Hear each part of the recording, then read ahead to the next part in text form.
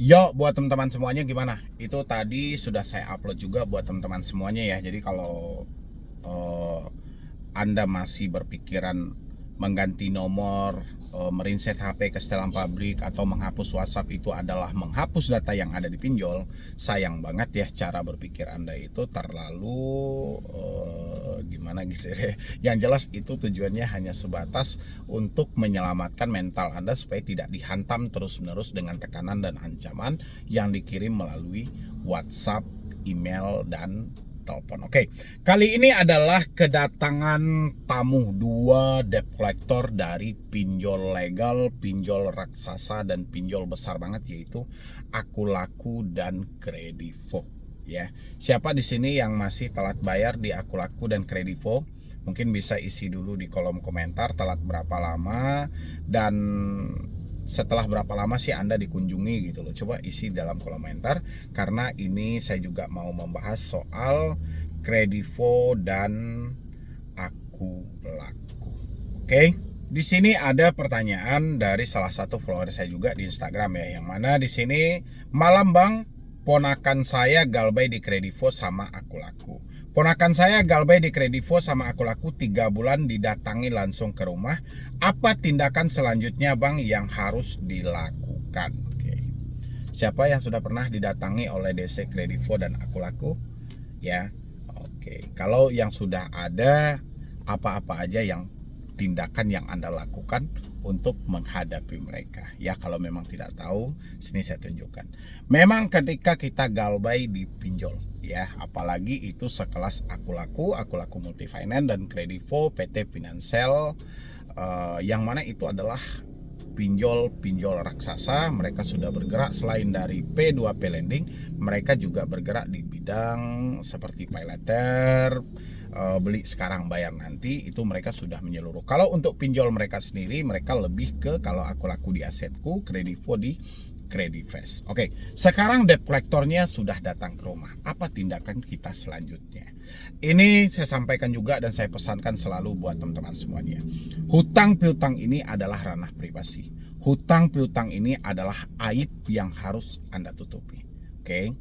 Dan ketika Anda berkomunikasi dengan debt collector, baik itu mereka menyatakan dari Kredivo ataupun Akulaku, alangkah baiknya Anda mengcek persyaratan lengkap yang harus mereka tunjukkan kepada diri Anda, mengingat ini tertuang dalam POJK 2018. Setiap dari pelaku usaha jasa keuangan yang menjalin kerjasama dengan debt collector sebagai perpanjangan tangan mereka untuk menjemput tagihan harus dibekali pertama ID card, kedua surat kuasa, ketiga sertifikat profesi di bidang penagihan. Kalau misalnya dari leasing harus memiliki atau harus membawa jaminan sertifikat fidusia.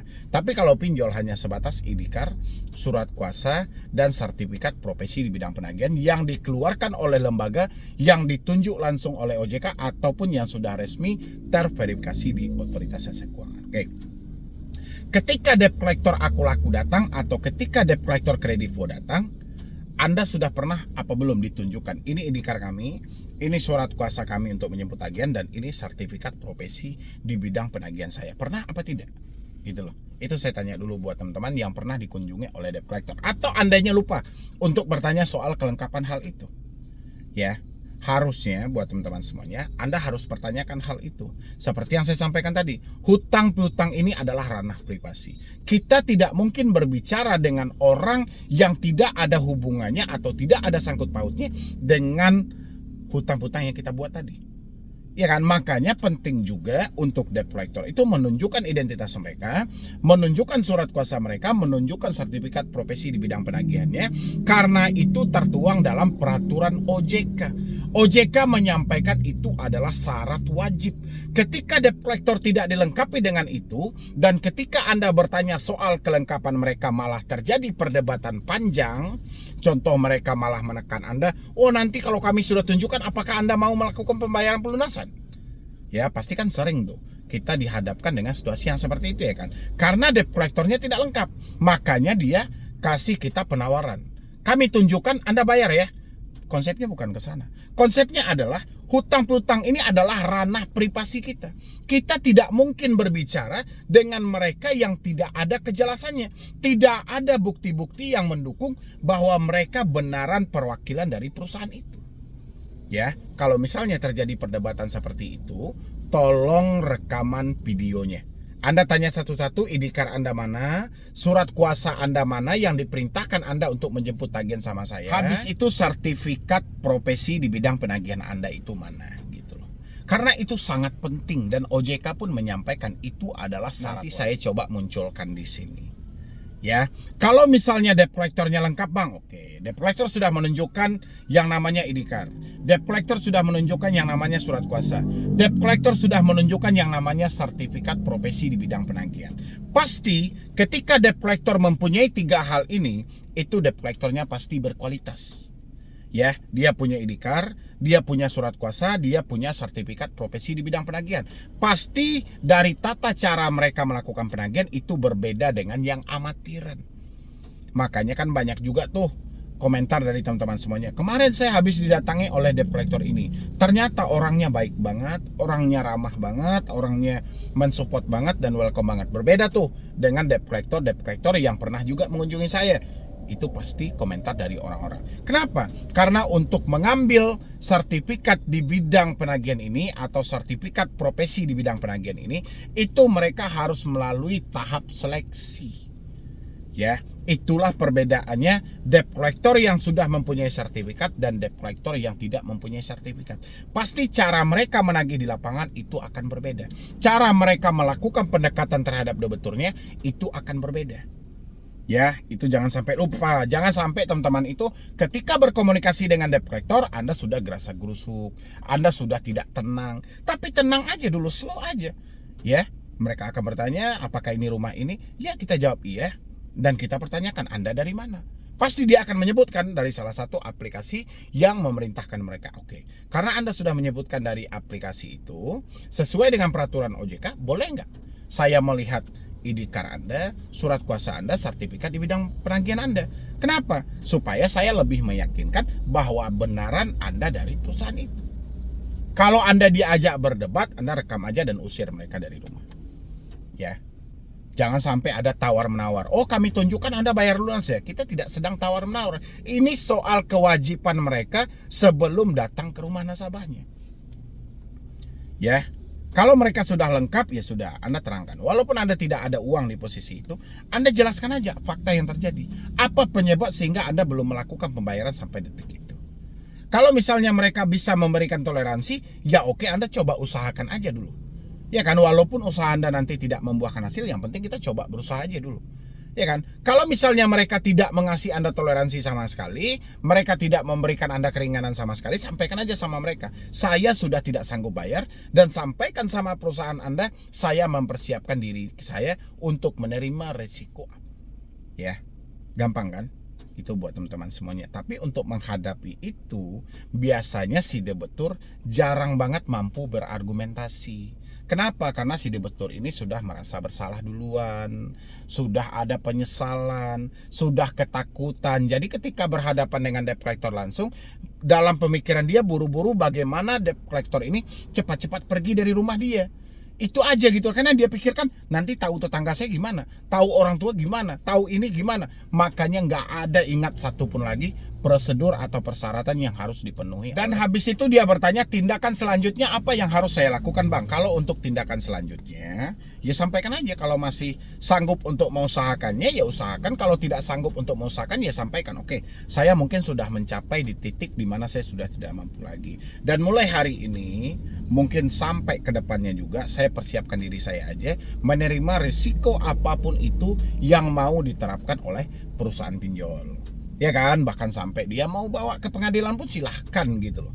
Ya, yang jelas sidang-sidang perdata itu ending akhirnya, keputusan akhirnya hanyalah sebatas mediasi. Dan lagian pihak pinjol itu, kalau Anda sudah menyerah seperti itu, dia pun juga berpikir 1000 kali untuk memproses Anda ke jalur hukum.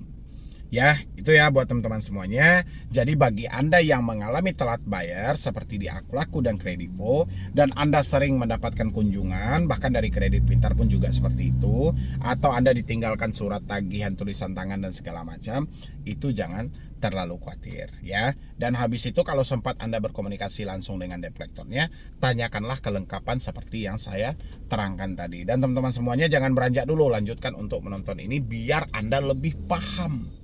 Yo, assalamualaikum warahmatullahi wabarakatuh. Selamat sore buat teman-temanku semuanya. Ini banyak banget nih ya yang bertanya di Instagram. Mungkin teman-teman yang lain yang juga mau bertanya juga boleh gitu loh. Instagramnya ada itu di pojok bawah gitu ya kan. Di sini banyak orang yang bertanya, pertama mungkin bagaimana supaya kita tidak diteror sama DC, dan habis itu setelah kita mengganti kartu, reset HP, ganti email, apakah data-data identitas kita akan aman? Itu versi mereka. Oke, saya akan coba jawab satu persatu pertanyaan yang masuk di Instagram, karena ini nggak sempat ya saya balas ya. Mudah-mudahan kalian yang mendm saya di Instagram itu juga nonton saya di YouTube, karena ini adalah pertanyaan Anda semuanya, dan saya coba bantu meluruskan dan coba membantu Anda juga dari sudut pandang yang berbeda. Oke. Di sini ada pertanyaan yang paling pertama. Assalamualaikum Bang, saya mau tanya, gimana ya biar saya tidak diteror sama DC? Soalnya saya ada 3 pinjaman yang telat bayar. Oke. Kalau supaya Anda tidak diteror sama DC karena ada 3 pinjaman yang telat bayar, ya mungkin jawaban saya dipersimpel dulu ya. Dipersimpelnya itu, Anda telat bayar itu apakah sudah mampu bayar saat ini atau belum gitu loh. Kalau misalnya sudah mampu bayar, ya Anda mungkin bisa selesaikan gitu ya kan.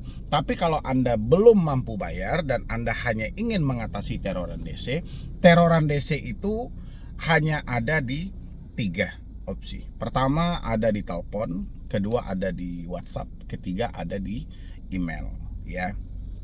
Kalau Anda ingin mengatasi supaya tidak diteror lagi via telepon, via WhatsApp, via email, ya seperti biasa. Anda bisa ganti kartu, hapus WhatsApp, dan ganti email ya. Tapi ada teroran yang paling parah. Di mana teroran itu yang paling parah, Bang? Teroran yang paling parah ada di dalam pemikiran Anda sendiri, ada di dalam diri Anda sendiri.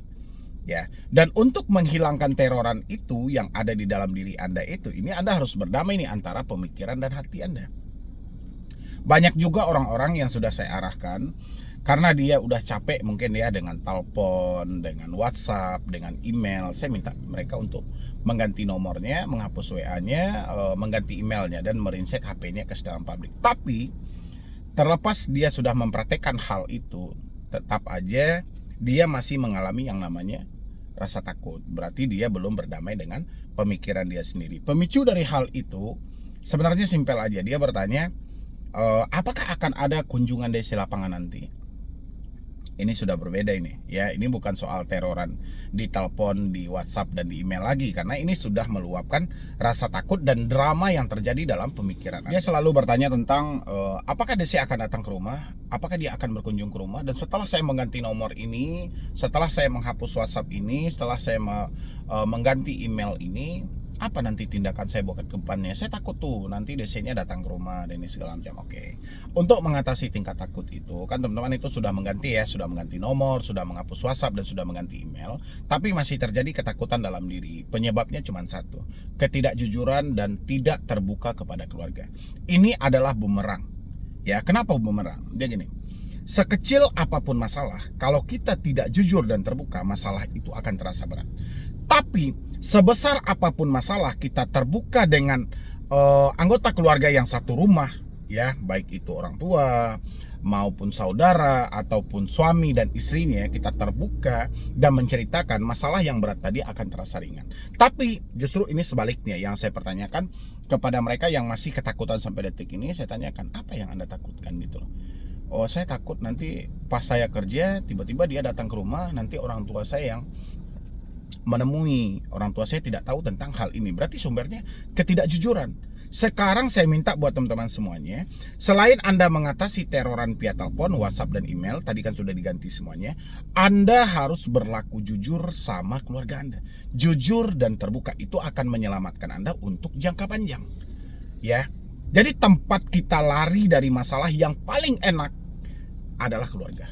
Keluarga pasti semarah-marah dia tetap akan melindungi anggota keluarga dia. Dengan begitu juga nanti Anda akan meringankan beban pemikiran Anda, akan berdamai dengan hati Anda setelah Anda jujur dan terbuka.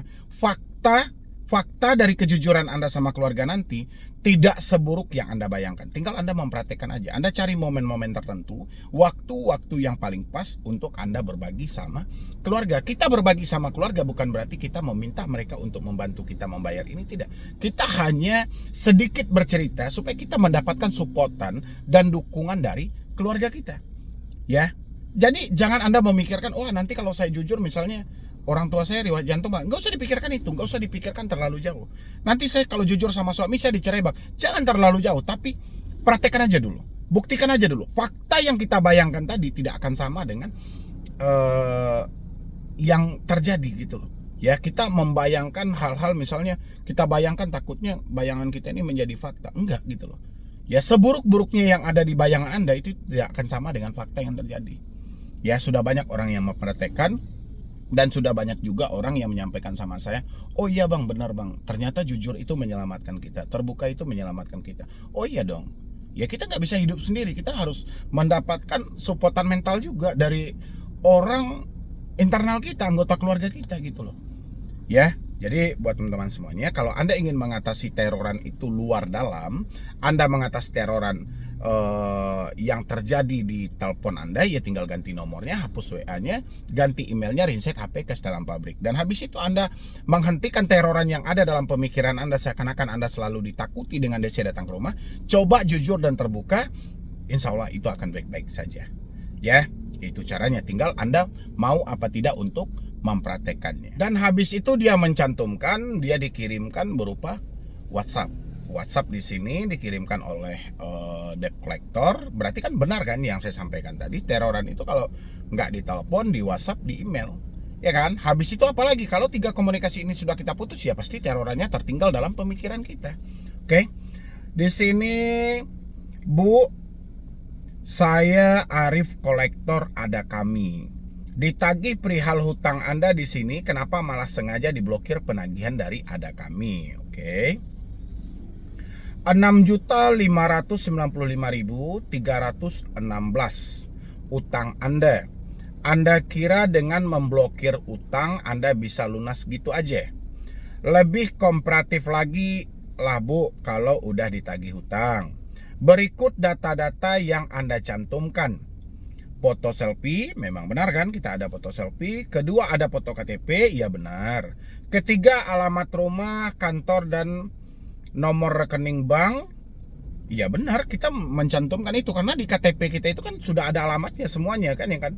Di sini nomor rekening bank ya jelas, kalau enggak mereka kemana lagi harus mengirim dana tadi. Habis itu jenis HP lengkap beserta IP-nya, itu nggak usah dipikirkan. Soal jenis HP lengkap dengan IP-nya itu nggak usah dipikirkan, itu penambahan aja dalam sesi penagihan ya. Tidak ada pembayaran di jam 15 sore. Seluruh data Anda akan kami laporkan ke kolektor lanjutan perusahaan atau vendor resmi ada kami. Itu nggak ada masalah juga. Makanya tanyain ke kemampuan kita, apakah kita ada uang sampai jam 15 sore nanti yang mereka tuju itu. Kalau misalnya nggak ada, ya persetan dengan hal itu gitu loh. Kita sudah toleh kiri, sudah toleh kanan, kita sudah berusaha juga. Tapi memang fakta duit kita nggak ada, ya kita apa boleh buat gitu loh. Kita nggak perlu terlalu khawatir juga, oh misalnya, wah nanti bang data saya dialihkan karena begini. Stop drama itu. Makanya saya suruh teman-teman semuanya, Anda ini tidak mampu bayar atau tidak mau bayar. Kalau misalnya tidak mampu bayar, mau seperti apapun yang disampaikan, mau berupa apapun data-data pengajuan itu mereka kirimkan kembali kepada kita, tetap uang itu tidak ada. Ya, terus apa yang harus kita lakukan bang? Iya kalau memang duit kita nggak ada, ya kita terima resiko. Apa resikonya? Kalau kunjungan ya silahkan kunjungan. Kalau BI checking silahkan BI checking. Yang penting sesuai dengan aturan dari otoritas jasa keuangan. Ya, dan begitu juga debt collector menagih. Mereka juga harus patuh dan tunduk terhadap aturan-aturan yang berlaku. Ya, jadi jangan terlalu khawatir. Habis itu dia lanjutkan di sini. Masih bisa kooperatif untuk pembayaran kan Bu? Beberapa menit lagi pembayarannya dilakukan. Izin verifikasi data. Ini nggak ada masalah soal verifikasi data, mau mereka bilangin, oh di sini domisilinya di sini, di sini. Kan sejak awal memang kita yang memberikan data-data itu gitu loh. Makanya buat teman-teman semuanya, jangan Anda terlalu terfokus, bang dia tahu semua bang data kita. Ya jelas dia tahu karena sejak awal kita yang menyerahkan data itu. Ya kan? Jelas dia tahu. Tinggal kalau memang kita tidak mampu bayar, terus kalau dia tahu data kita emang apa? Emang seketika itu ada uang di tangan kita? Kan enggak. Makanya gentleman aja, gak usah egois juga gitu loh. Hari ini kita tidak mampu bayar pinjol, ya, bukan tidak mau. Kita benar-benar duit kita tidak ada, ya sudah. Mereka mau tekan kita seperti apapun, mau kirimkan data awal itu seperti apapun, tetap uang kita nggak ada gitu loh. Apa resikonya bang? Resiko tertulis BI checking. Ya sudah, terima, ya kan? Selesai. Kalau kita tidak mau menerima WhatsApp-nya, kita malas membacanya, merasa terganggu dengan hal-hal itu, ya sudah. Tinggal Anda cabut kartu, reset HP ke setelan pabrik. Ya. Kalau soal penagihan yang dikirimkan, ini normal-normal saja semuanya. Nggak ada penagihan yang mereka coba untuk melakukan penekanan gitu loh. Dan lagian kalau debt collector ya, kalau bisa secepat mungkin Anda membayar ya kenapa tidak gitu loh. Ya, cuman karena kitanya posisinya kita sebagai debiturnya yang mengalami telat bayar, apapun ucapan yang mereka sampaikan itu seakan-akan kita diteror. Padahal semua data ini contoh foto selfie, kita yang selfie sendiri. Foto KTP mereka yang minta itu sebagian dari persyaratan, kita yang upload KTP kita. Habis itu alamat rumah, di dalam KTP kita pun juga lengkap alamat rumah kita. Dan ketika kita mengisi biodata itu, kita juga mencantumkan alamat rumah. Habis itu nomor rekening, kalau nggak kita kasih nomor rekening, kemana duit mau dikirim? Ya kan? Habis itu jenis HP lengkap beserta IP-nya. Ya jelas mereka mengakses juga dalam hal itu. Silahkan gitu loh. Ketika aplikasi mereka tertanam di handphone kita, ya mereka pasti tahu dong jenis handphone kita apa. Ngapain kita memikirkan hal-hal yang nggak ada gitu loh. Ya nggak sih? Mendingan kita pikirkan kalau ada uang kita bayarkan, kalau tidak ada uang persetan dengan hal itu. Oke? Jadi stop drama yang ada dalam diri teman-teman semuanya ya. Jadi nggak usah Anda memikirkan, bang dia tahu bang alamat saya ini. Ya jelas tahu sejak awal loh. Jadi jangan pura-pura lupa ingatan. Bang Medi mohon bantuannya bang. Apanya mau dibantu? Ya kan? Nggak ada juga yang berat dalam hal itu. Mereka menagih normal mengingatkan. Ya nggak? Walaupun mereka menyampaikan di sana ada foto selfie KTP. Iya kan memang benar kita mencantumkan. Kita yang selfie, kedip-kedip mata, buka-buka mulut. Ya memang kita. Gitu loh, kita yang pegang KTP. Untuk apa? Syarat pengajuan. Ya. Terus minta bantuan apa lagi gitu loh. Bantuannya hari ini adalah coba tenangkan pikiran Anda, tanya ke diri Anda. Saya ini sudah tidak mampu. Apa yang mau saya takutkan? Ya. Kenapa saya tidak mau menerima risikonya? Terima aja risikonya. Apa risikonya? Ya itu tadi. BI checking, fintech data center, pusat data fintech lending. Ya. Di luar dari itu nggak ada risiko lain. Oke? Kalau misalnya takut bang DC-nya berkunjung. Kalau DC berkunjung kan Anda bisa tanya dulu kelengkapan mereka. Ada ID card, ada surat kuasa, sertifikat profesi bidang penagihan. Ada apa tidak? Kalau tidak ada, ngapain kita harus berkomunikasi dengan mereka? Ini menyangkut aib kita kok, menyangkut privasi kita kok, ya. Habis itu lagi, nah ini agak panjang dan beruntun ini. Pertama dia kirimin sama saya, Assalamualaikum, saya mau nanya bang, kalau ganti email sama ganti nomor HP nggak di-reset, HP-nya aman bang? Saya nggak tahu nih standar aman menurut Anda itu seperti apa, saya nggak tahu kan. Makasih bang, udah dibaca dan dia pertanyaan saya. Bang, kalau HP udah di-reset, nomor udah diganti, email udah diganti, apa bakal ada DC yang ke rumah? Apakah udah reset data saya bakalan ikut terhapus juga? Nah, inilah kelemahan dari kita semuanya itu gitu loh. Kita tujuan kita mengganti nomor, menghapus WhatsApp, mereset HP ke setelan pabrik pertama. Karena kita tidak mau lagi ditelepon terus-menerus. Yang kedua, kita tidak mau dikirimkan ancaman-ancaman terus-menerus. Yang ketiga adalah supaya kita membatasi kalau memang HP kita nanti disadap, ke depannya kita sudah bisa memutus sadapan mereka dengan kita mereset HP ke setelan pabrik. Dan habis itu ke depannya kita mensimpan nomor siapapun, itu akan aman. Itu tujuannya, bukan soal menghapus data yang ada di pinjol. Tapi kebanyakan teman-teman itu salah asumsi gitu loh. Dia diminta ganti nomor, hapus WhatsApp, ganti email, reset HP, disangkanya menghapus data di pinjol. Emang sehebat apa, secanggih apa handphone kita yang bisa terkoneksi langsung ke sistem pinjolnya? Ya kan, gak ada hubungannya, kan bisa dilogikain itu handphone kita, handphone apa ini gitu loh. emang sistem pinjol segampang yang kita kira? Enggak. Jadi tujuan kita mengganti nomor karena selama ini tekanan dan ancaman itu melalui nomor telepon. Tujuan kita mengganti WhatsApp, menghapus WhatsApp karena selama ini gambar-gambar yang mereka kirim atau ancaman yang mereka kirim juga banyak melalui WhatsApp.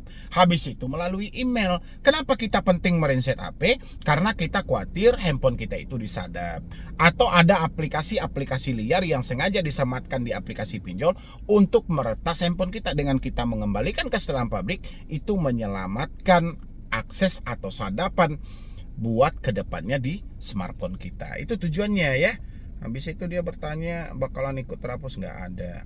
Habis itu BI checking itu apa sih bang? Saya belum paham. Kalau BI checking saya bermasalah tidak akan apa-apa kan bang.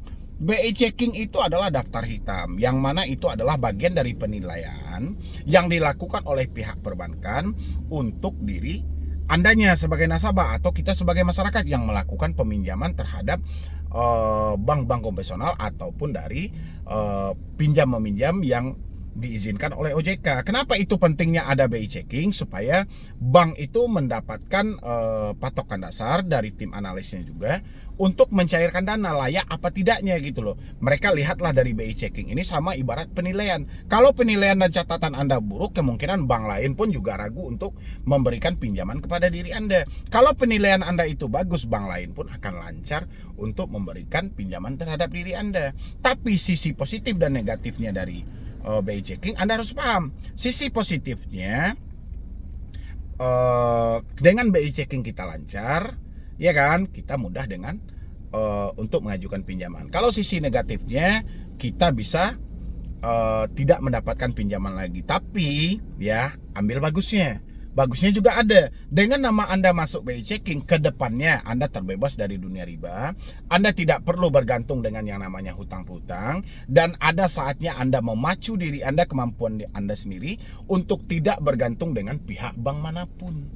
Ya, jadi buat teman-teman yang namanya sudah di blacklist atau masuk ke BI checking, bersyukurlah. Dengan begitu, ada saatnya Anda dipacu untuk menjadi orang sukses tanpa bergantung dengan bank. Ya. Habis itu apalagi nih? Ini dramanya terlalu banyak nih, diulang lagi ya. Tadi pagi pun masih diulang. Assalamualaikum bang, mau nanya lagi nih. Kalau misalnya udah diganti nomor, ganti email, HP di reset, itu aplikasinya dihapus langsung apa gimana ya? Kalau Anda sudah mereset HP, aplikasinya ikut terhapus gitu loh. Saya sekarang udah dilaksanakan ganti nomor sama ganti email. Tapi untuk reset HP lagi proses, soalnya banyak yang harus diberesin dulu.